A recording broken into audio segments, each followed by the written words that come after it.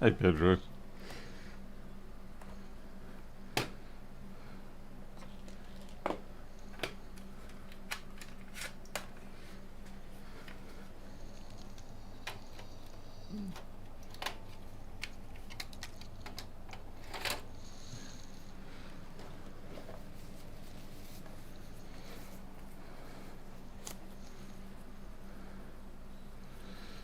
Harold, wasn't expecting you to be awake. Hey 3X, the Dumras.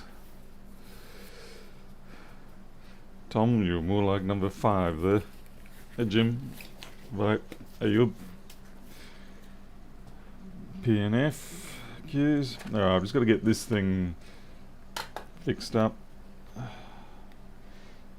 Just realised full exposure of the Windows license number. And with high definition recording, that's entirely readable by everybody if I show it on full screen. Things you didn't have to worry about in the past. Where's my roll of stickers? There they are. It's only 11:45 here, 11:45 in the morning, so I guess, yeah, it's morning, so I suppose you have a point there. Just need to get this one out of the way, because this one's been languishing in my desk, my workshop for too long. Okay. Basically, it's a really old laptop. Well, still good laptops, but they are old, and the person was having difficulty accessing it. Their password failed or whatever, which reminds me now that I'm actually only halfway through what I need to do. The hard drive was the original, and it was a 750 gigabyte. Now, for those of you who have been doing these sort of repairs, you'll know that those odd sizes like 750 and 1.5 gigabyte, terabyte, they always have a failure rate that seems to be higher than the standard types. I can't find my proper screwdriver here, that's very annoying. There's something about like 750s, 1.5s, all the sort of odd number ones. They never seem to have the reliability of the 500s, the 1 terabyte, all that sort of stuff. Still, it did live this long, so that's actually quite impressive.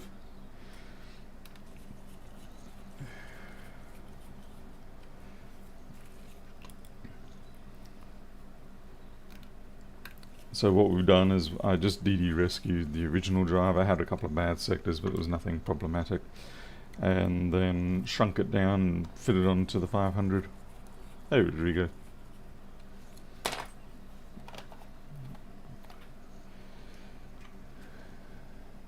But that means I'm going to have to boot into probably Ubuntu or something, activate the admin account, and then go from there.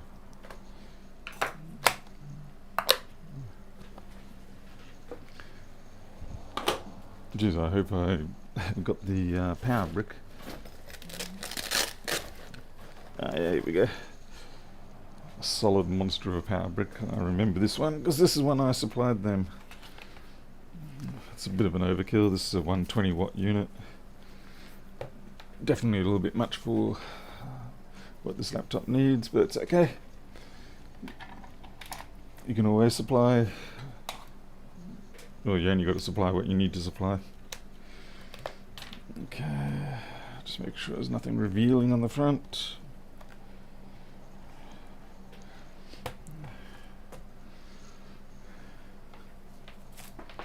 Oh, that's right, it's an i7.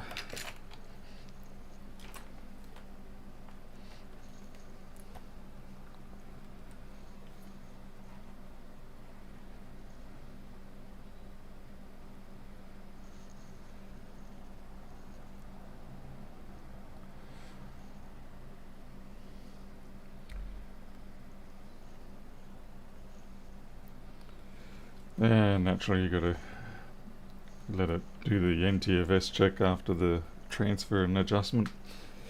That's normal.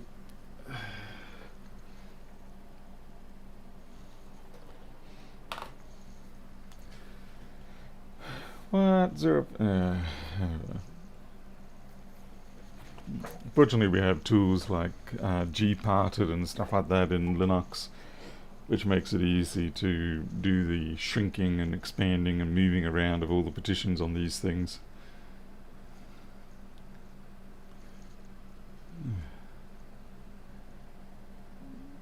It's actually going slower than I'd expect, but it's okay. It sort of initially is slow, but then it speeds right up. Well, this one even has the antenna connection, so you can receive TV in it. Actually, I don't know if it's got a tuner, but it certainly has the RF input on it. Because sometimes it might be a video input, I think. I can't remember.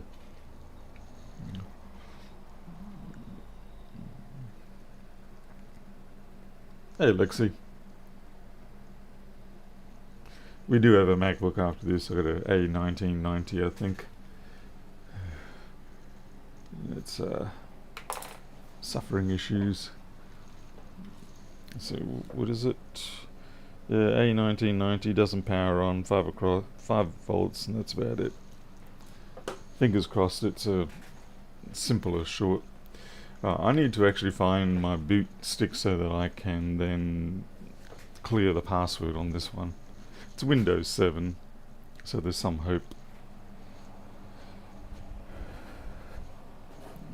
Now, normally I have an actual rescue disk for it, but any old Linux will do, because you can always just load in the password thing, NTFS password check or whatever. Win password. I can't. It's been that long since I've used it. I can't even remember the damn name of it.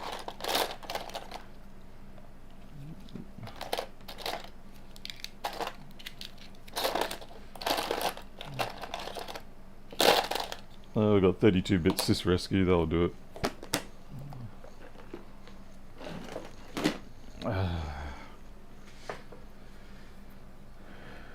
I have a data recovery A2020. What's an A2020?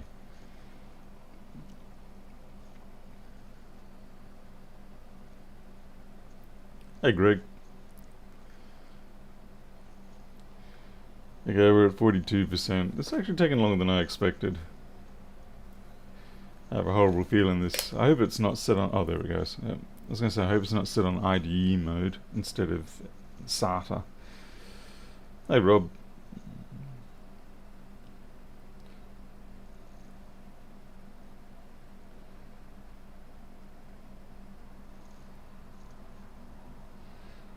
Anyone remember back in the 90s and stuff, you'd have to try and tune your controller chipset and the drive and sort of pick which transfer mode you're going to use and things like that. And then of course you go back a lot further than that to the old MFM drives and somewhat. You would use that, I think it was a Norton tool, where you'd actually change the interleaving of the sectors to try and maximize your performance. Because if you had the sectors of the data sectors on the drive right next to each other sequentially, it wasn't as fast as if you had them spaced out a bit, because you would be relying on the computer would take a certain amount of time to read that data, do something with it, and come back for the next piece of data. So yeah, you'd adjust the spacing of the sectors so that the one that it wants will be coming under the head just as it's ready to go. Hey, Murito. Hey, ITC. Hey, John's touchpad. Okay, it is definitely taking longer than I was expecting. I mean, it is a brand new solid state drive, and it's a perfectly decent solid state drive for this sort of machine. Oh, A20, oh, right, okay, yeah, A200 2020. I was going to say, so what the hell is an A2020? I should have known you're meaning 820 2020. Oh, come on now, man.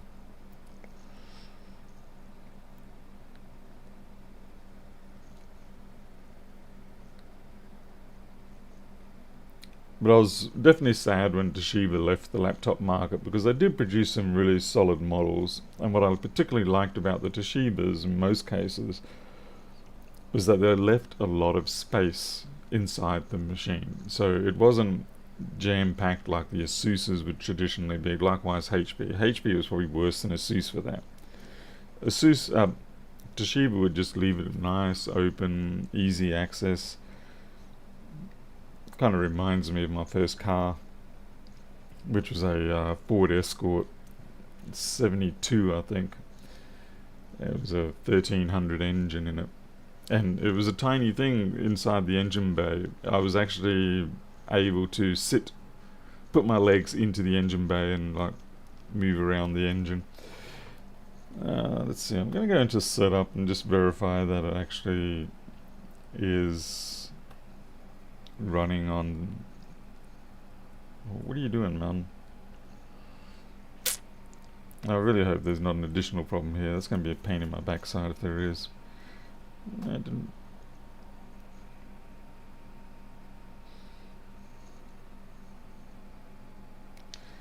Yeah, well, the RLLs came out, well, they were the next step up from the MFMs. I was never rich enough to have an RLL. I did want one. Boom, boom, boom. That's great, you booted. Now I want to go back to the BIOS. Look, they even had touch bar before frickin' MacBook did.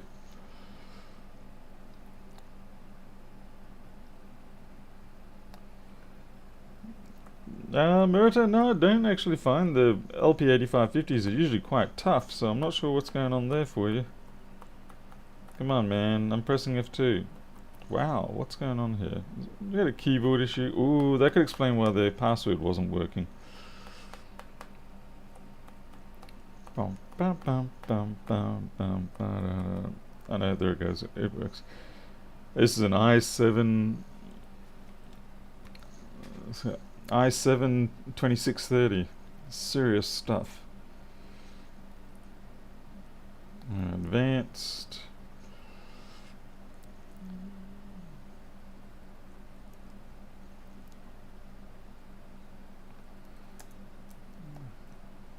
Okay, it is in AHCI. Okay, that's all we've got.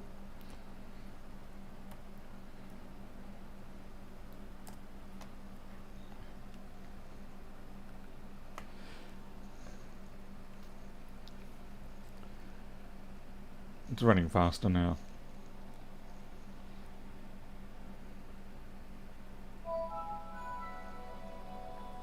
Alright, okay, so we're going to plug in the sysrescue. We're going to activate the administration account, and hopefully we have a win. So plug that into one of these ports. There we go. So many USB ports.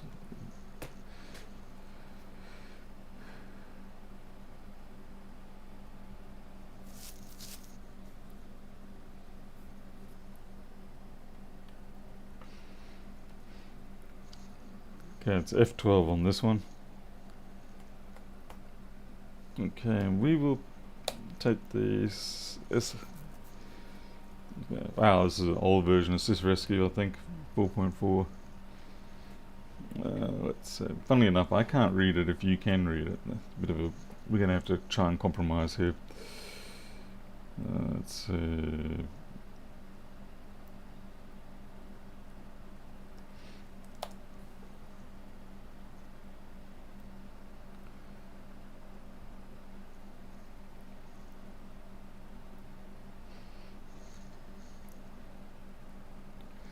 You're going to go into the stupid graphics mode, aren't you? Ugh.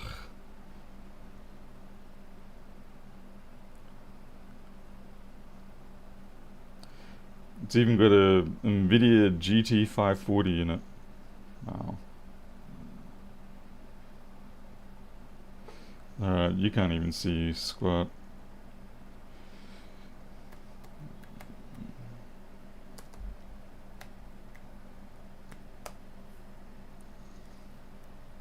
yeah.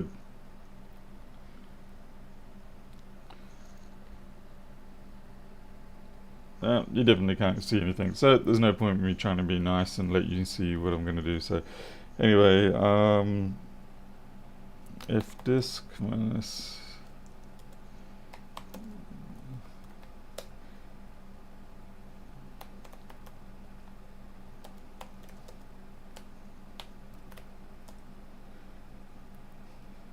there's definitely SDA, so SDA2 make do Windows mount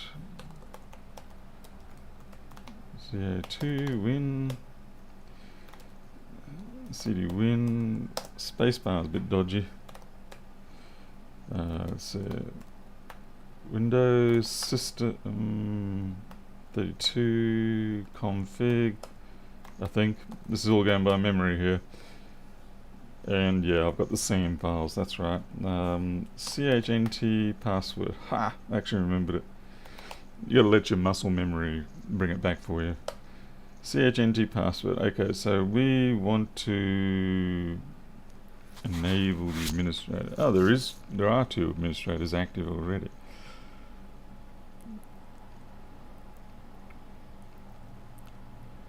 Clear user password 1. I can do what I like with this because, quite frankly, I've already got it imaged on the other server.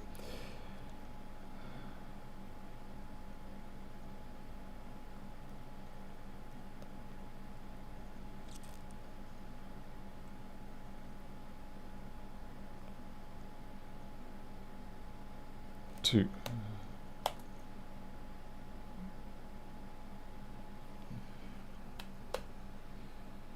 Okay, I think that'll do. Yes.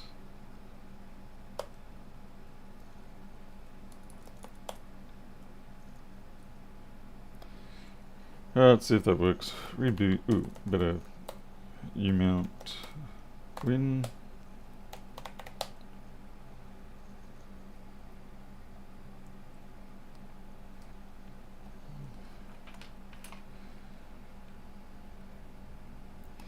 Now, hopefully when this comes up, we'll get an administrator account being available.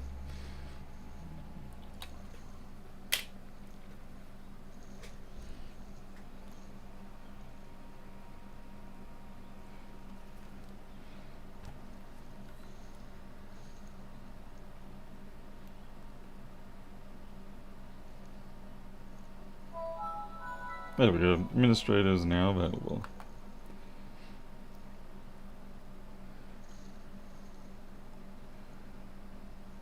It was a very nice time when Windows 7 ruled the world and we could do recovery of user accounts like that.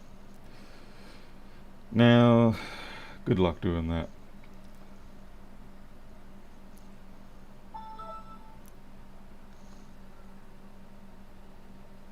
Yeah, it doesn't really show up too well, does it? Ugh, it's still running eco utility.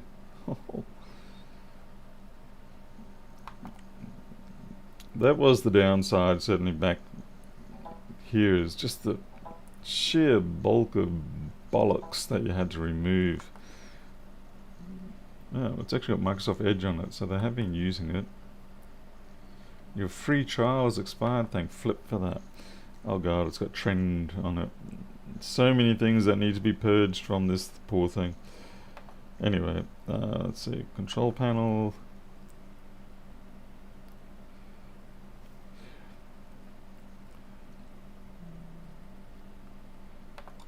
Accounts, user account, manage another, change password, new password.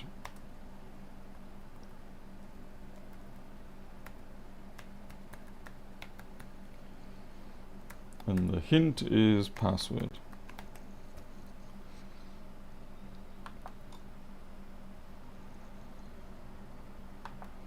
Hey Joe Regan, thank you.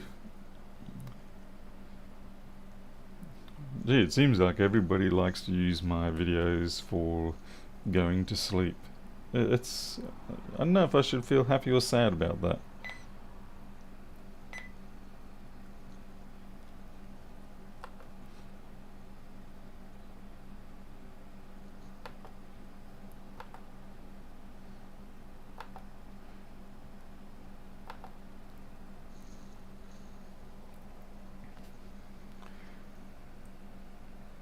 Maybe I should give up on doing what I do and just go to ASMR. Come on now. Let's see. Password. What? Wow, that's interesting. Even with that password change, it doesn't like it. I don't have cap locks on, so I can't blame that. So what I'll do is I'll actually remove the password, and if that still doesn't work, then I'll just recreate the user account.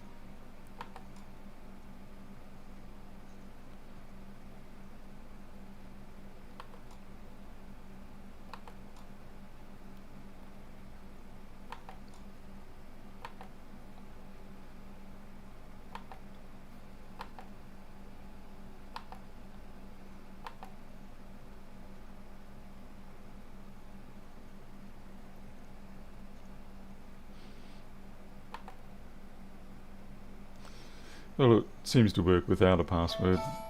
Yep.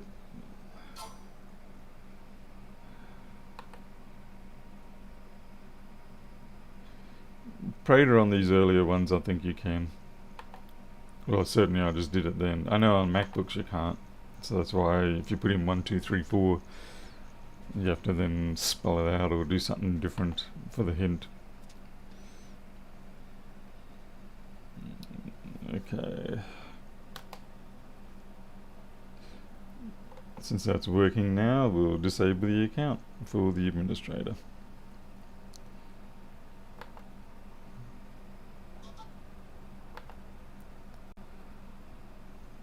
I'm trying to remember what it is. It's like net user administrator active no.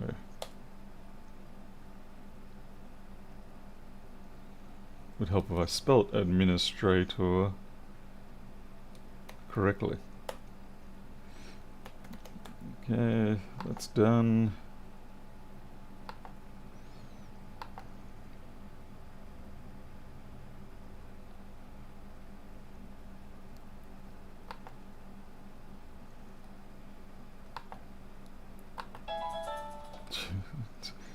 Creative noises.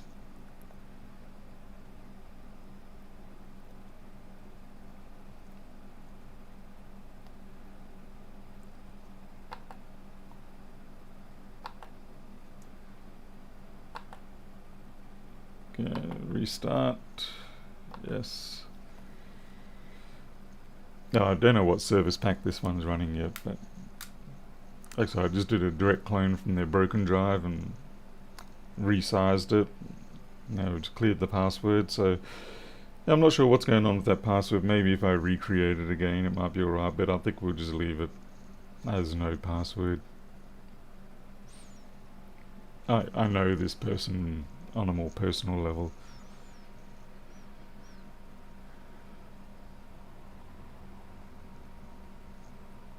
Come on now, boot already.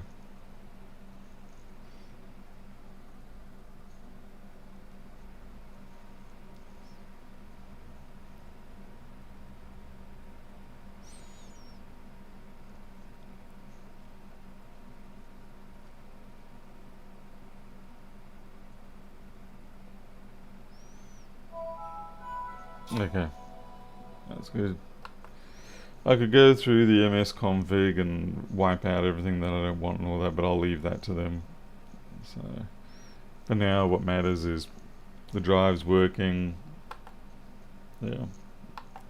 They've got access to their files. I mean, we already did have access to their files just simply by having physical access to the machine. Because almost nobody encrypts their user folder. How's virus detection supported in Win 7? I think, what is it, Windows Defender or whatever, I think that works for Windows 7. I think. I don't know, it's been a long time since I've really done much with these.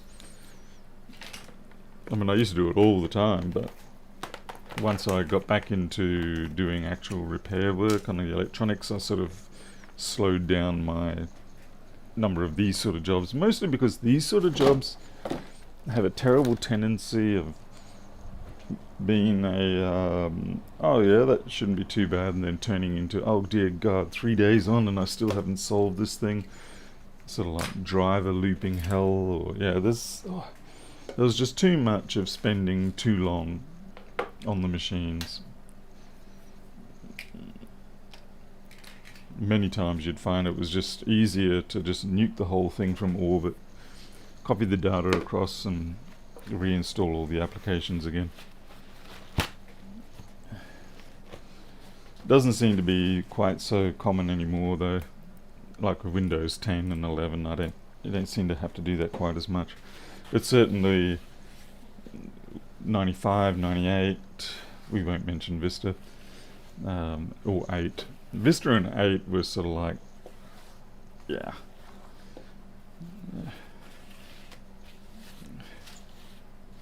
I mean, I suppose 8 wasn't too bad, but it still was. I mean, 8 was, what, you know, they should have just waited till they had that before they decided to call it Vista, whatever. Anyway, point is, it used to be a lot worse. Okie dokie. Let's have a look at our A1990. Hi, Victor Young. Looks like a clean board. Can't see any corrosion over there on the V-Reg, so that's a good thing. I was just about to say my lighting seems wrong, and I just realised I haven't turned on the second light.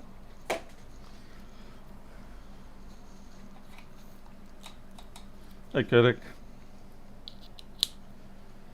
Yeah, 5 volts, 14, 15, 15, 14, 14, 15. Okay, so that's very much stuck. So we'll probably have a serious short somewhere on the input stage or PP bus. Okay, let's get this thing apart and have a look. Yeah, Rodrigo, for the most part likewise. I think many people followed that same pattern where we all just sort of held out until Windows 10 came about. Oh, so I mean, 8 wasn't that bad, but certainly Vista was a skip over. Vista was pretty much the, retrospectively speaking, the modern ME. Windows 98 second edition was fantastic.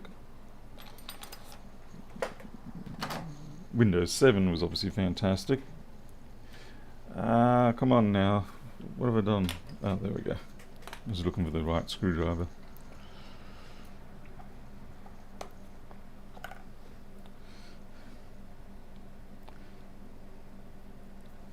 Wrong screwdriver.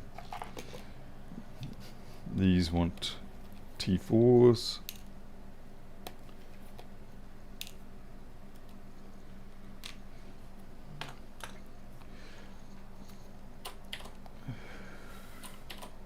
Let's see what our PV bus is like. So we get ourselves a ground. Shit. Okay, PV bus has got a short on it. So we're definitely taking the board out.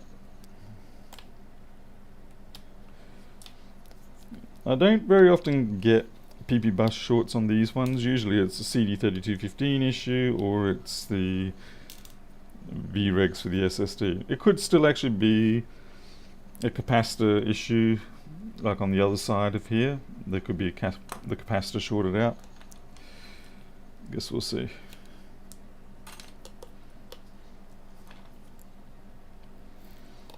Like I said, it's impressively clean, so either someone else has taken this out, but it doesn't look like, because none of the tabs are pulled up. Although the screws do have some marks that they have been worked on in the past. I don't know, we'll see. But overall it doesn't feel like it's been disassembled. And if it has, then the person did a good job.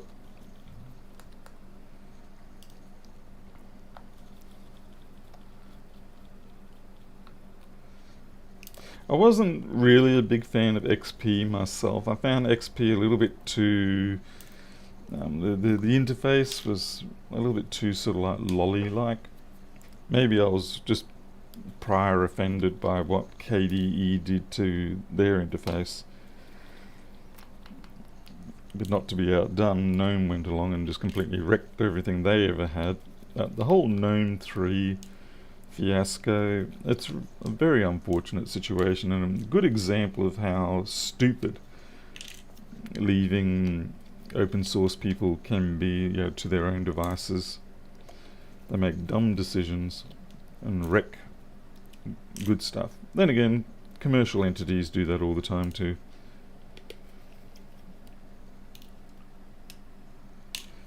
I guess my point is that being open source does not make you immune to stupidity. People say, we're not influenced by financial pressures and stuff. It's like, yeah, you still manage to do really dumb choices.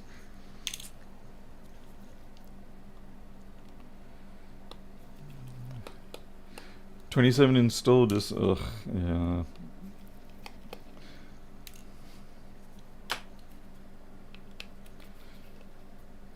And God help you if one of them has a bad read on it.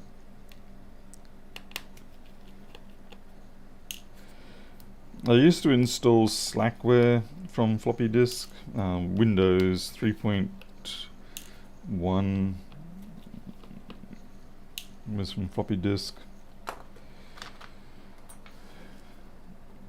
Bad old days. Glad we don't have them anymore. Thank goodness for that. Nice to have technology move ahead. The whole download and install online, that's what I consider to be ideal.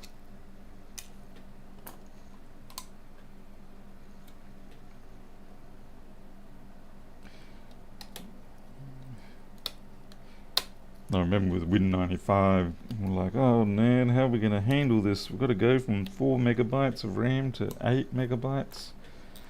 And even then, it was not really that great. Why is this operating system taking up so much memory? It's ridiculous. Now you can barely run Notepad in 4 megabytes, let alone 8.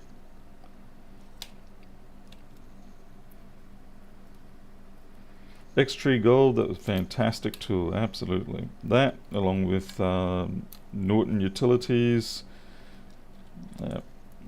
Telex, standard piece of everybody's toolkit, and then change over to 4DOS rather than MS-DOS. So you'd have decent command line utilities like you used to from university with the computer systems. Yeah, there we go, there's our shorted cap. Okay. We might be lucky. This is rare. I haven't seen a machine come in like this in a savable state like this for a very long time now. Looks like that. I'm just going to repower the microscope camera.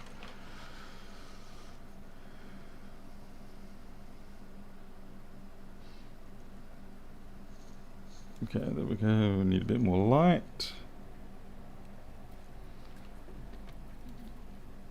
Yeah, so anyway, this here is like the classic sort of thing we would see before it would get more severe and start taking out entire machines with destroying the NAND controller on the back. This one here probably can be just a pop off and replace, and we should be okay.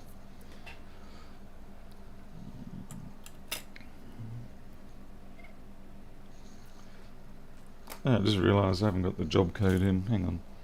There we go.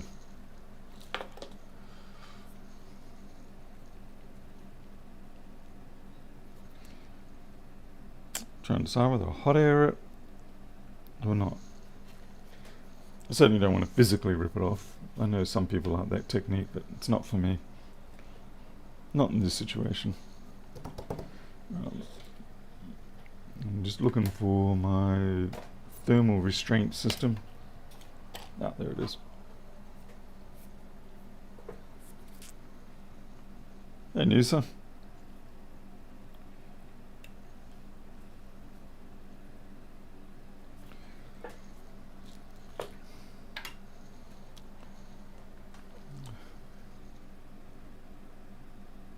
Way too much flux. My goodness. It's like I was momentarily possessed by Mr. Rossman. Let's get back to being possessed by Jason Vilmer instead.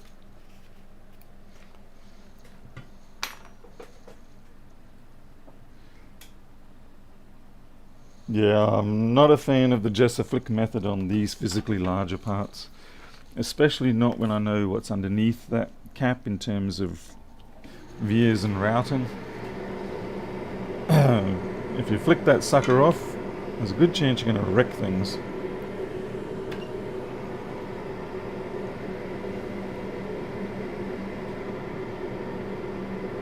Yeah, let's see. I should make a decent income on this one, hopefully.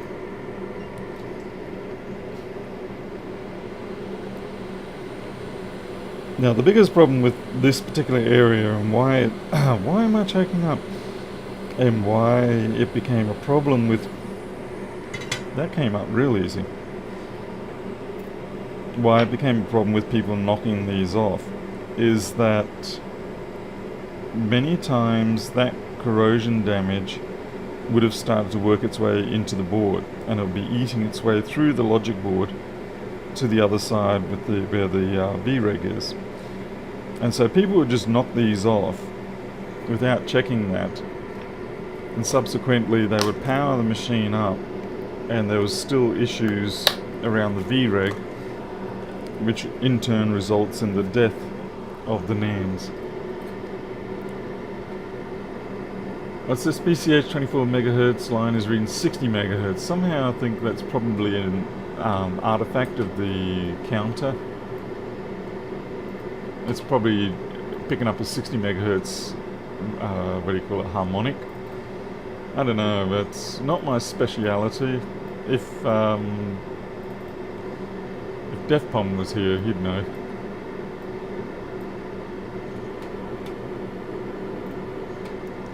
Okay, I think this is a 1041.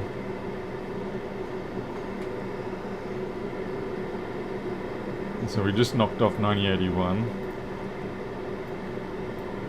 And that's a 1025 603. Cool.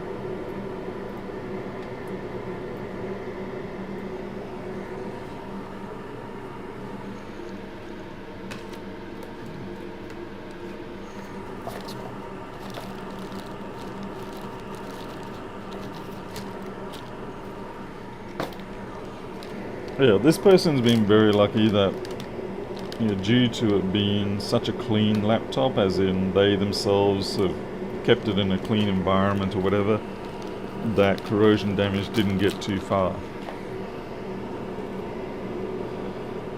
But more fortunate for them is that the capacitor decided to die as early as it did. A lot of the time these capacitors, they just soldier on. They keep soldiering on, and all the while it's eating its way through the logic board. This one did not. This one made the wise choice to capitulate now. And subsequently, through that early capitulation, it saved the entire board.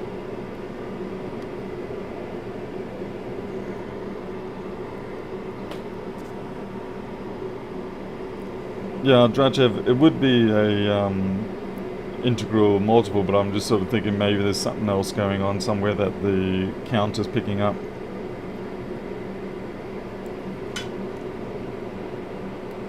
But you are correct, yeah, harmonic would be a... Oh.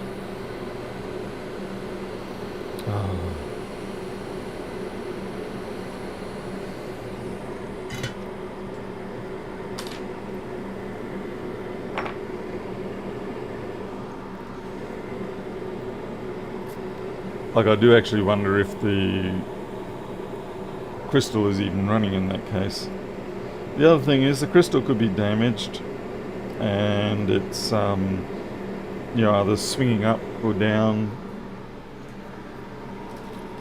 Like if it's being hooked or fractured. Actually, if it's being fractured, yeah, I mean, it could be running at a very different frequency, and because it's fractured, it will be spewing out the harmonics a lot more.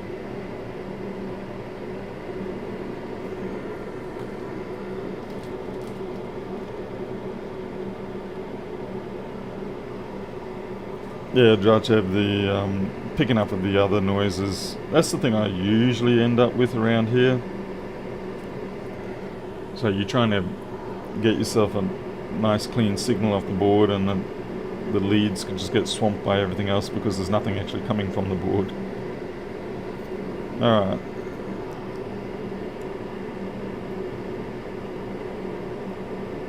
Given how clean this is, I'm not going to ultrasonic it. Yeah, that's an amazingly good job there. I'm going to actually protect that. We'll put some protective coating on that.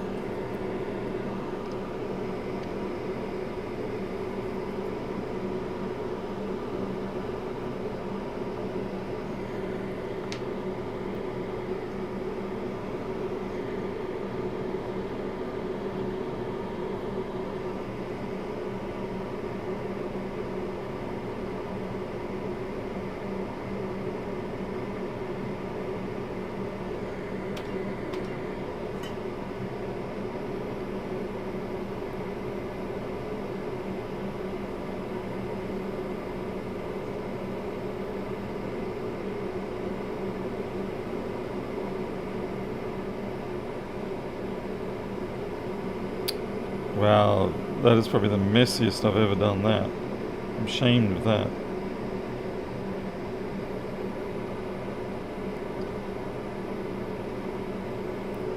It's disgusting.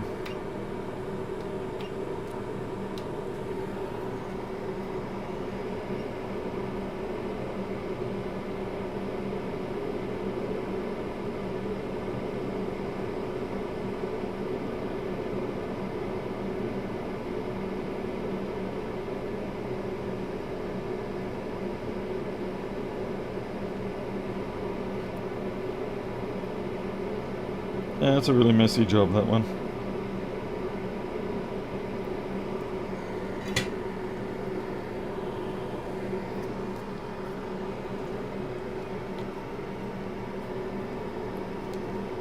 Yes, it is Stephen W. I know, it's primitive.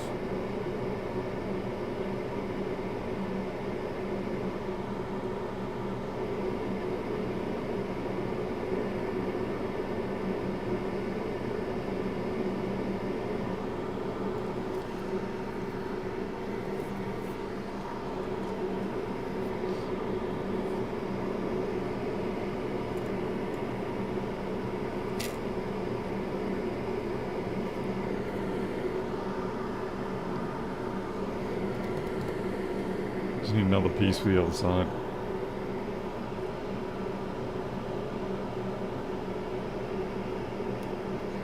There are definitely better options to use than this stuff, but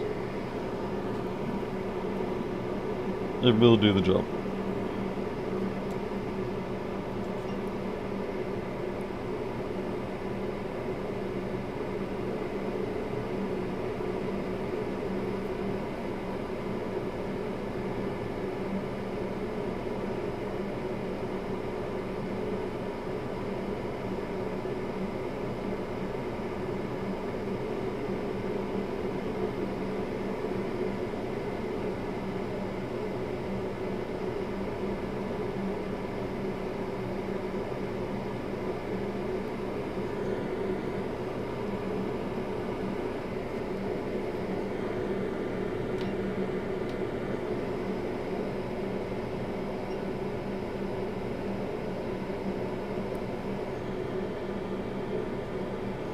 Well, Apple does do this sort of thing at times, but it obviously didn't in this instance.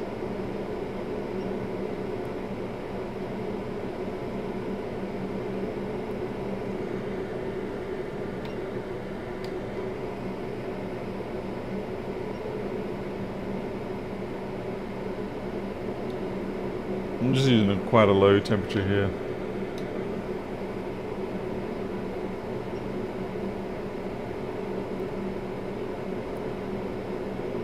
Of course, Apple does use the proper stuff, like RTV or something like that. I keep meaning to get myself a tube of RTV. The big problem is that a lot of the times the RTV goes off before you really get a chance to use even 1/10 of it. Jim, that's why I tested the caps before I put it on. Because yes, you're right. That is something that I was thinking of. Yeah, you saw I was metering around, and that's why. Because I wanted to be sure that I didn't have another short present.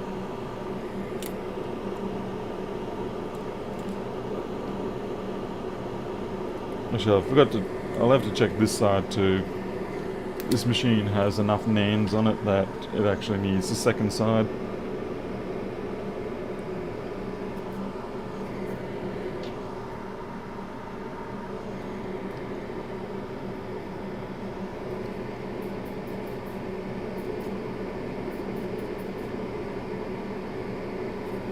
They're a little chunky.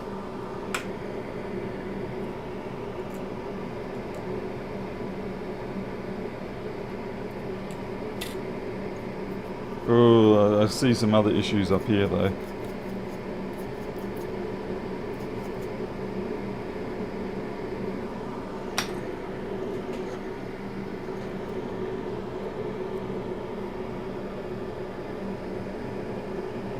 So this here is the MOSFET that lets the power come in, and those little caps there, they're just there for noise suppression, high frequency noise suppression, a bit of stability, things like that. So if something does go wrong with them, it's not the end of the world, but I just want to see how they look. I'll give them a touch with the iron.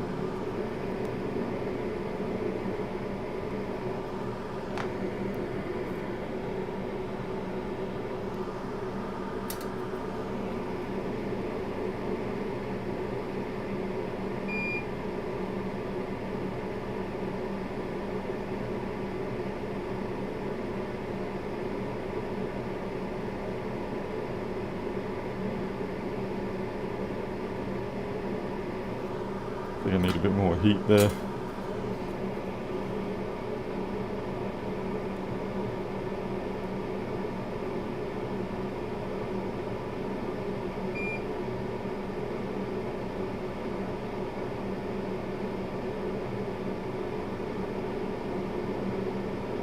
The top one I think I'm going to replace.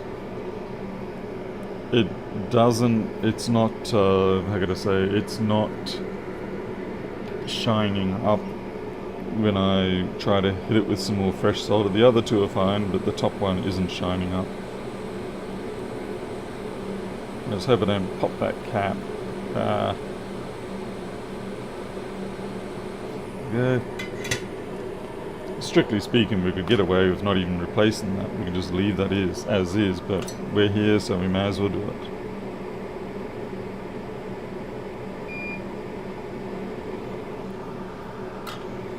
Basically, I do this because I don't want it to come back.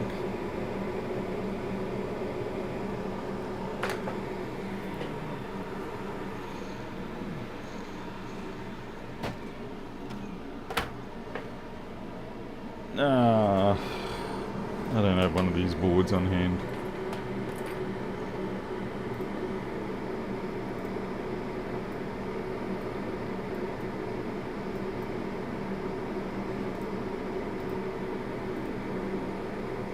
$100 nanofarad, 35 volts.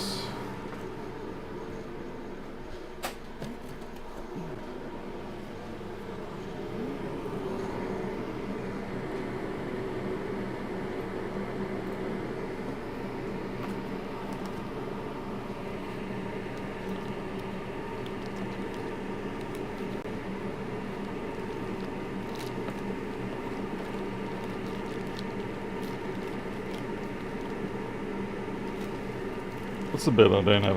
I've got 25 volts. I've got 16 volts.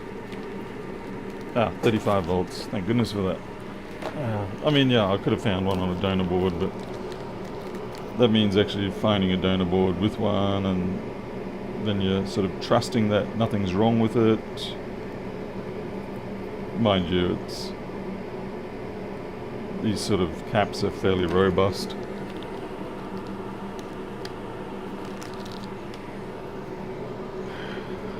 Codec, no, 3.5, just 3.5, 35.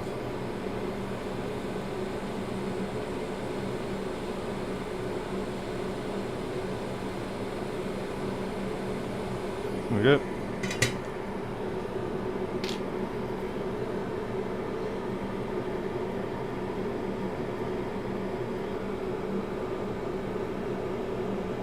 The GS. Okay, so the next points of concern I have are the blooming of corrosion on here and here, particularly this one down here. It started to go green a little bit. Now, the problem with these caps here is that they are the very obscure 20 microfarad. They're just an odd value, and quite frankly, I still haven't found a supplier for them yet.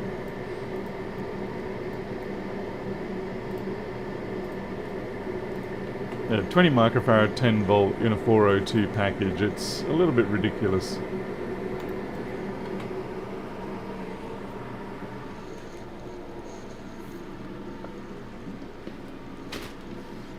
It really looks like it was a case of Apple went to the suppliers of these parts and sort of said, what is the biggest capacity you can give us in this package size? And they probably would have said, well, they're 10 microfarad for those at that voltage. And Apple would have been like, no, not good enough. We need higher. And so they would have taken whatever it had that on production line, cranked it up to the max, and they said, look, we can get you as far as 20 microfarads, which it's not standard, but if you're interested. And Apple would have been like, thank you, we'll take that. Okay, I don't know if these are going to be it. This is what board is this one? 1041. Okay, so this is actually the right board, funnily enough.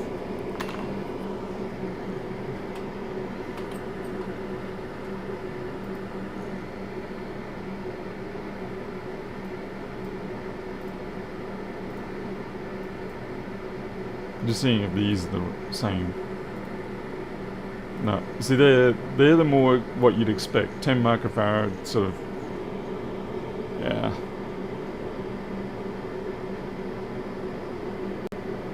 Okay, it seems like I've stripped.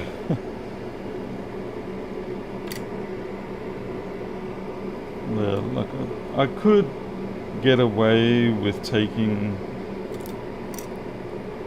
just the caps I don't like off, but we've got a couple here, so none there. Pretty sure those two should be usable.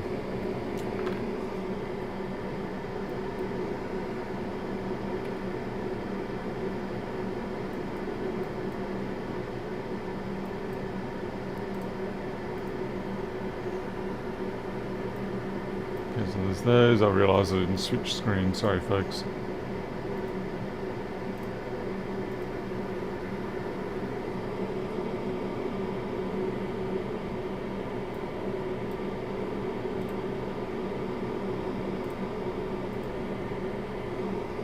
Okay, I can actually use these two, which I will, because these two are being exposed to a little bit more, but those two are looking nice and clean.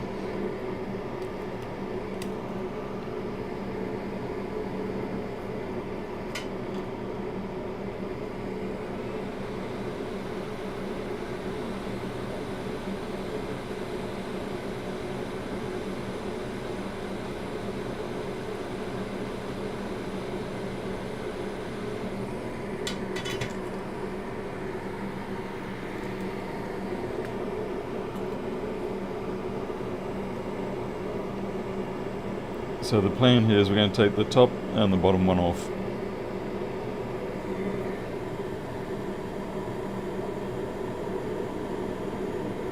I was an idiot in what I just did because I merged those two other caps together. So it's going to make my job a little bit harder here. The main reason I'm putting this thing on is I don't want to keep burning the foil protection on it.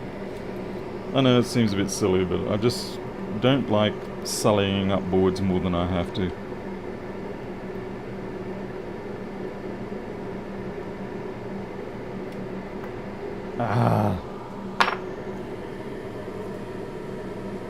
I'm not worried about the nans. They're not going to cook out that quick. I'm just visually is what I'm worried about. No. God damn it. Alright. Let's do this brutishly.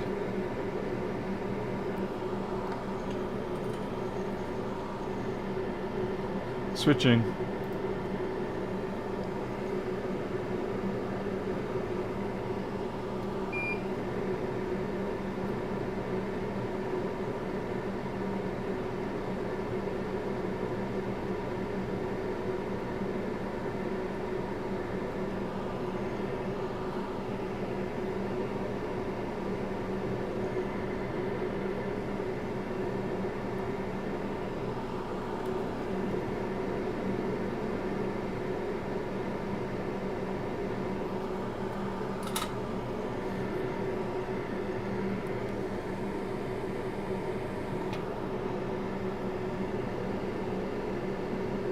Yeah, so this is where it's going to be a problem. I've got to split that pair.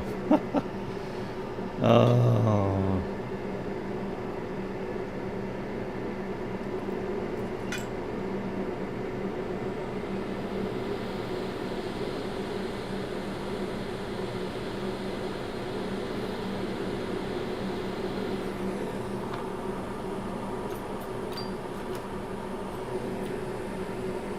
Hey Gary Dutton, how's things in Townsville today?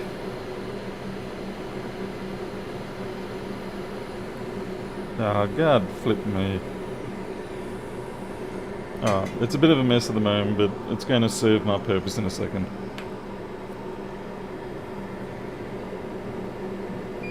As always, I need to get to Townsville.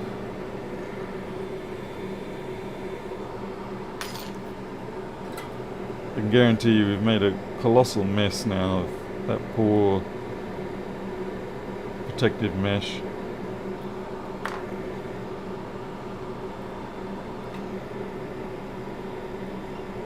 Nice and hot, is it? Yeah, I imagine it's more humid than hot, right? I was there the other day.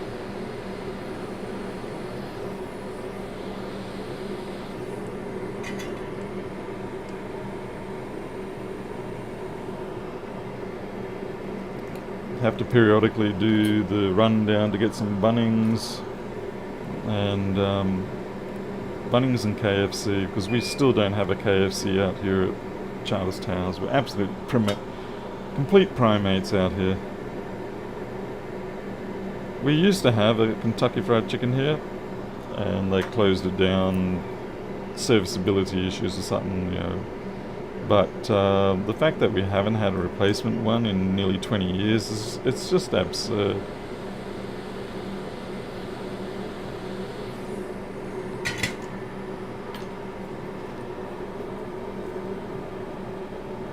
$20 microfarad, 25 volt. That seems weird. I'd be after 10 volt ones in 402.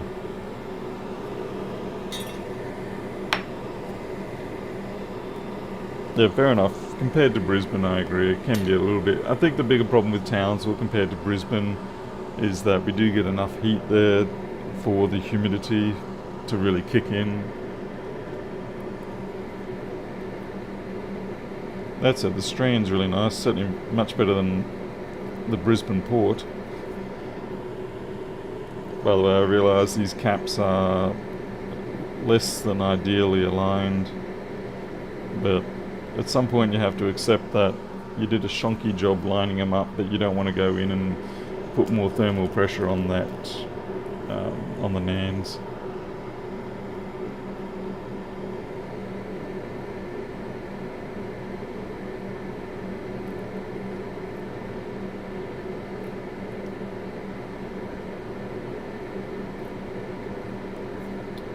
Right, just smearing flux around. Good job, Paul, good job. Well, the big problem with using a little more voltage and capacitors of that sort of physical size when they're already at their threshold of capacity is that you lose a lot of ESR, or I should say the ESR starts going up dramatically. So that's why you want to sort of stick as close, or stick to the original if you can.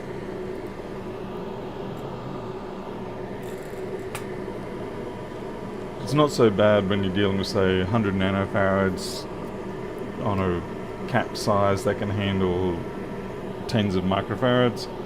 But when you're already up at the upper threshold, you're going to have to give up something.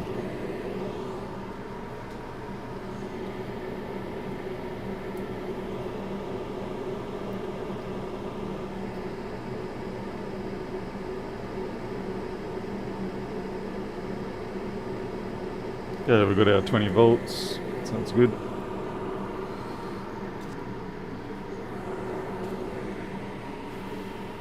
Where the hell did that chassis go? Ah, there it is.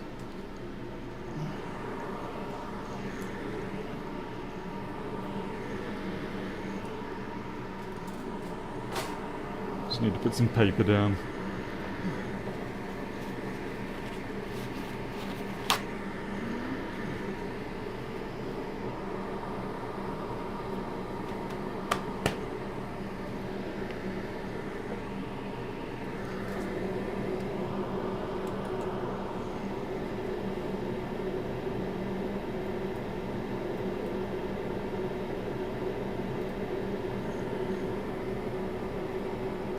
It's the lowest voltage you've ever come across? That's weird. Because you should always be able to find something that's lower within reason. Yeah, that's interesting. There's actually a little blue, it's like from the factory.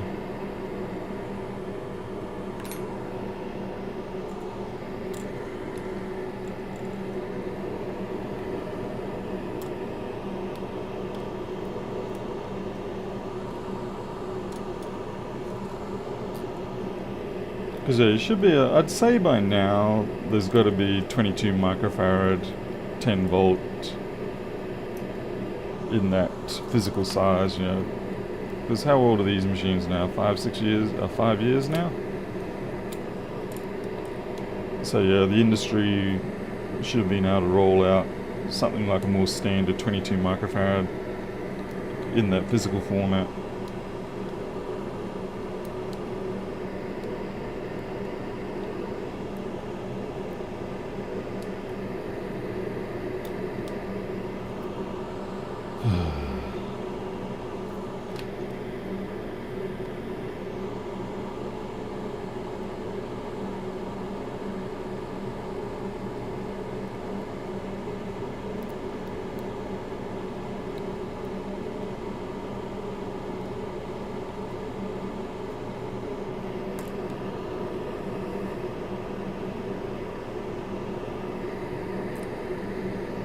I think we just have to go for testing now.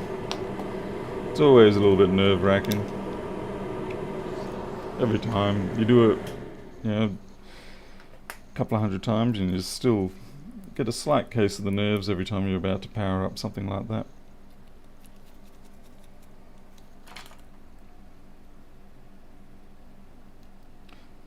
Especially considering yesterday we pushed a polyfuse to its limits almost.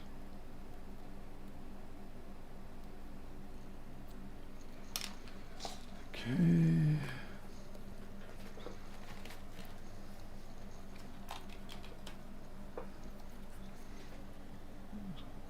Stick that there. So here we go.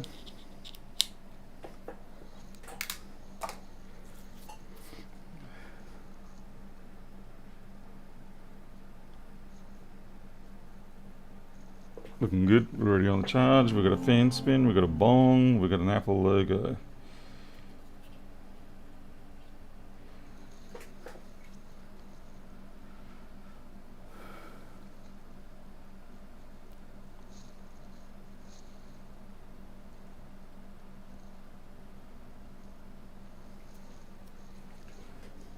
Okay, you probably can't see it due to the brightness differences, but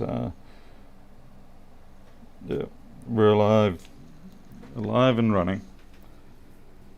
So we'll shut that down. So we're gonna win. Thank goodness for that. That was interesting in the fact that it's a classic fault. Before those classic faults started to become terrifying high rate of death faults. So yeah, that's what it was like back when these things first started showing up with that issue. But then it morphed into the more serious situation where they were burrowing into the logic board and subsequently destroying everything. So typically when I see one of these machines come in listed for 5 volt and short, you're always expecting that most likely that cap has been running along for too long and it's chewed its way through the logic board. Tim Herman had a good example of just how bad they can chew through. You end up drilling a big fat hole through the board just to clear the short. I think I might actually just reassemble this sucker because it doesn't need to be cleaned or anything like that. I mean, it would be nice to ultrasonic it, but the risk of ultrasonicking it versus the risk of not is in favor of not doing it on this particular board, as in this specific instance.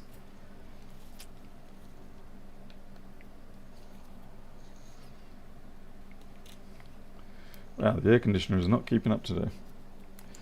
We've actually been very blessed here the last couple of weeks for summer because normally it's quite painfully hot, but because of the monsoonal rain that keeps sweeping across us, it's been beautifully cool and pleasant. Wet, but still beautifully cool and pleasant. And I think it's deciding it wants to have a go at being summer again, which means we're going to be looking at high 30s, low 40s again until we get to April.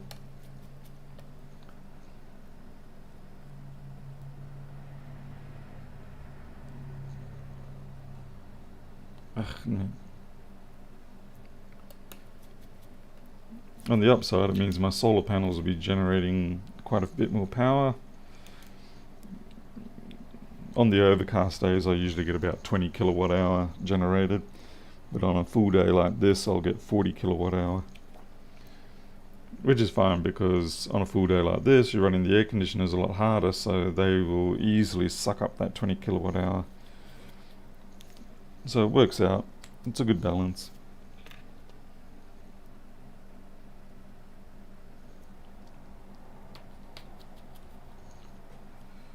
Hey, Yinimar.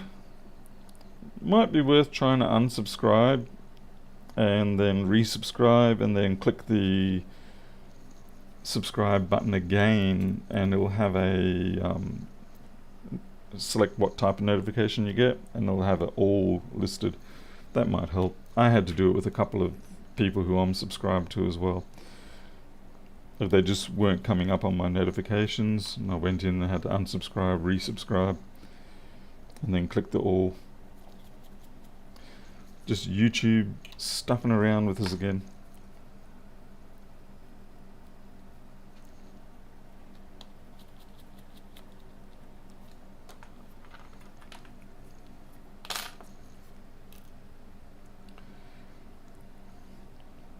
I think YouTube would ideally prefer not to have to listen to your subscriptions. Instead, it just wants to feed you whatever it thinks its algorithm wants.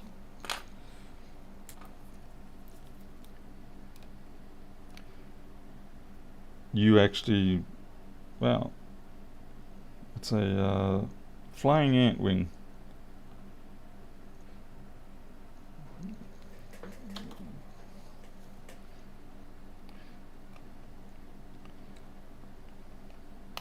Yeah, you deciding what you want to watch? That can't have that. That's not acceptable.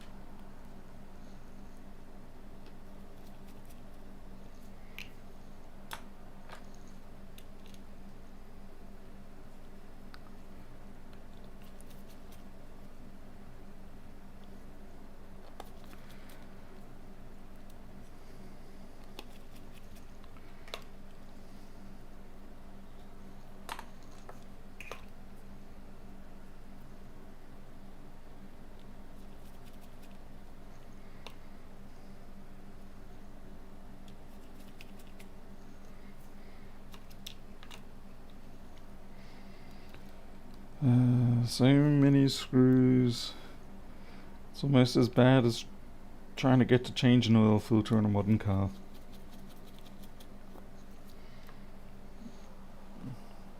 What's my wife doing? She's going to be looking for Loki.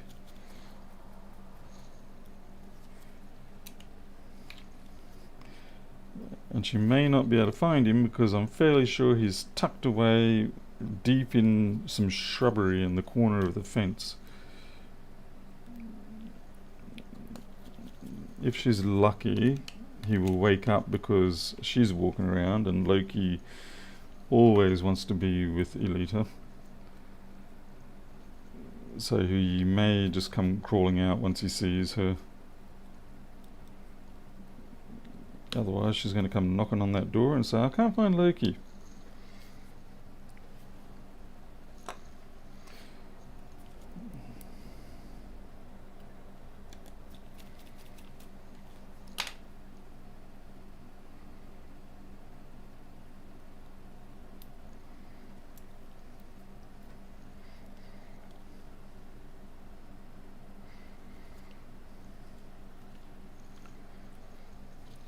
Alright, that's it. I'm going to terminate the stream here because I've got to put the bottom panel on and that contains information that I can't expose to you. So I'm going to go. Thank you all for watching. Glad we had a fix. That's 2 machines fixed up this morning. Hopefully we can do 2 more tonight. Yeah, that'd be good. Make some money for a change. Thanks again. I'll see you next time. You'll take care.